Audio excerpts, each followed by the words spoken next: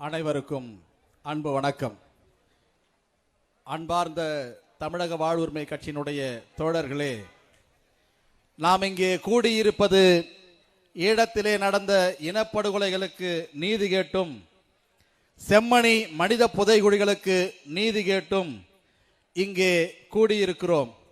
நீங்கள் ஒரு உறுதிமொழியை இங்கிருந்து ஏற்றுக்கொண்டு செல்லுங்கள்.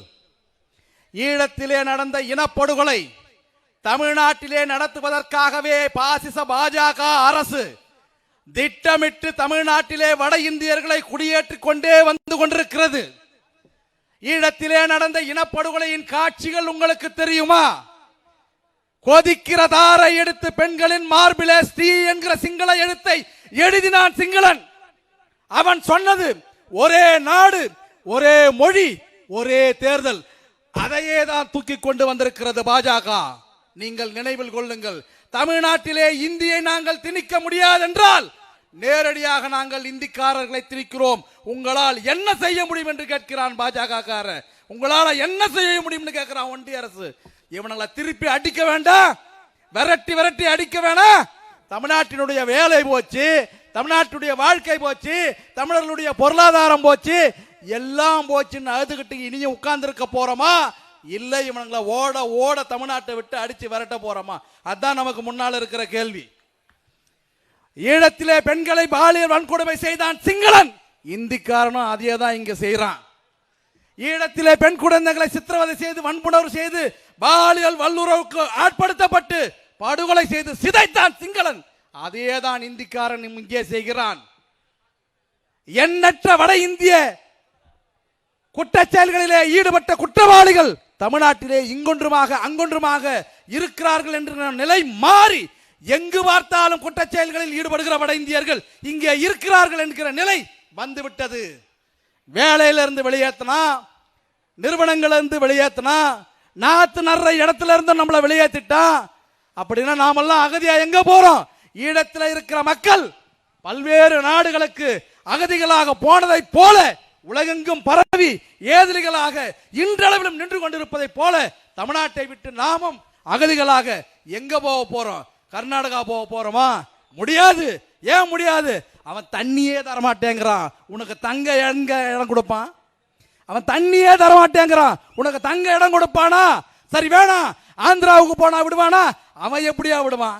செம்மரம் வெட்ட போன தமிழக தொழிலாளர்களை மரங்களை கடத்தினான் என்று சொல்லி 20 பேரை காட்டுல வச்சு சுட்டு கொன்னா, அடிச்சு கொன்னா, அதை கேட்க துப்பு இல்ல.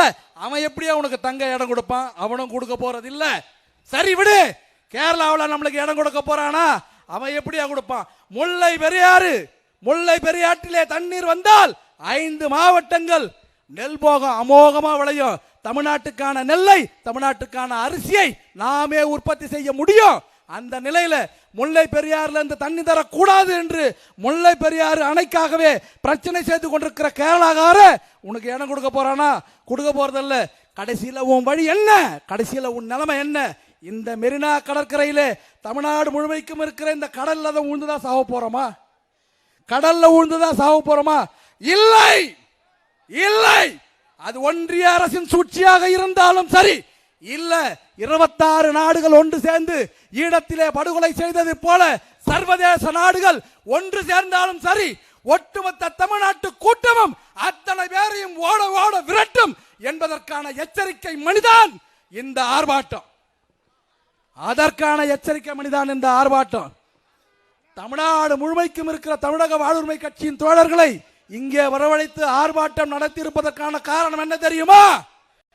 தமிழ்நாடு முழுமைக்கும் நாம் இப்படியான ஆர்ப்பாட்டங்களை, தமிழ்நாடு முழுமைக்கும் பாஜக அரசினுடைய இந்துத்துவ சூழ்ச்சியை விரட்டி அடிப்பதற்கான வேலைகளை நாம் இங்கிருந்து தொடங்க போறோம்.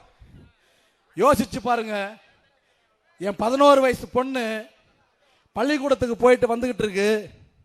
சோதனை சாவடியில் இருக்கிற ராணுவ வீரன் என்னோட பொண்ணை முகாமுக்குள்ள கூட்டிட்டு போய் பிறப்புறுப்புல கையை வச்சு இதுக்குள்ள குண்டு இருக்கான்னு கேட்கறான். என் பொண்ணை ராணுவ வீரர்கள் கூட்டிட்டு போயிட்டாங்கன்னு தெரிஞ்ச என்னுடைய மனைவி, என் பக்கத்து வீட்டுக்காரரு, என் பிள்ளை எல்லாரும் போயிட்டு அந்த ராணுவ முகாமில் நின்றுக்கிட்டு அந்த ராணுவ வீரர்கிட்ட என் பொண்ணை பிடிச்சிட்டு வந்துட்டீங்களாமே எங்கன்னு கேட்குறாங்க. ஆனால் அந்த ராணுவ வீரர்கள் கொஞ்சம் கூட கருணையே இல்லாமல் என்னுடைய மனைவியை, என் பக்கத்து வீட்டுக்காரர, என் பையனை அந்த முகாமுக்குள்ளே கொண்டு போய் அடித்து கொள்றாங்க. அதோடு விட்டதில்லை, என் பொண்ணையும் பாலியல் வன்புணர்வு செய்து அதே இடத்தில் சித்திரவதை செய்து படுகொலை செய்கிறான். கூடியிருந்து வேடிக்கை பார்த்த மக்களை, இதே போல கூடியிருந்து வேடிக்கை பார்த்த மக்களை, அங்கொன்றும் இங்கொன்றுமாக குரல் கொடுத்த மக்களை கொன்னு பெரிய பள்ளம் நோண்டி, இதோ இது போல பள்ளத்தில் குத்துயிரும் குல உயிருமா இருக்கிறவங்களையும் உயிரோட இருக்கிறவங்களையும் உள்ளதள்ளி, புத்தக பையோடு இருக்கிற பிள்ளைகளையும் மார்போடு குழந்தையை அணைத்துக் கொண்டிருக்கிற தாயையும் சேர்த்து புதைக்கிறான் சிங்களன். இந்த கொடுமை சிங்களத்திலே மட்டும்தான் நடந்தது என்று நீங்கள் நினைத்துக் கொள்ளாதீர்கள். நாளை தமிழ்நாட்டிலும் நடப்பதற்கான அத்தனை வேலைகளையும் பாஜகவினுடைய இந்துத்துவ சூழ்ச்சி செய்து கொண்டிருக்கிறது.